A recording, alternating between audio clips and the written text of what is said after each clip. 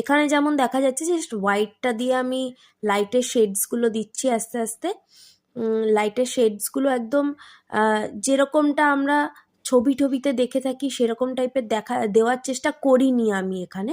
এখানে একদম ন্যাচারাল রাখার চেষ্টা করেছি, যেটা দূর থেকে দেখলে ভাল লাগবে, একটু ফুটবে ফুলটা, সেরকম রাখার চেষ্টা করেছি। দেখতেই পাচ্ছ সবুজ দিয়ে আমরা এখানে গাছের পাতাগুলো খুব ভালো করে নিয়েছি। আমি এখানে জালি পাতা রেখেছি, কারণ হচ্ছে পুরো ফিল আপ করে দিলে ভালো লাগছিল না। আমি একটা করেওছি ছোট পাতা, দেখতে পাচ্ছ, কিন্তু সেটাতে আমাকে অনিচ্ছাকৃতই হলুদ দিয়ে লাইনিংটা দিতে হয়েছে।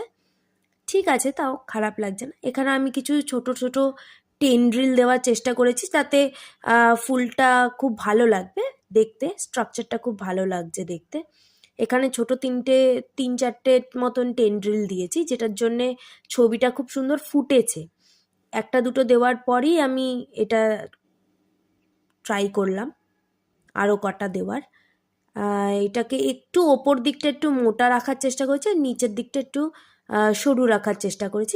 এবং গাছের পাতাগুলোতে আমি হলুদ দিয়ে লাইটের রিফ্লেকশনসগুলো দেখিয়েছি, দেখতেই পাচ্ছ।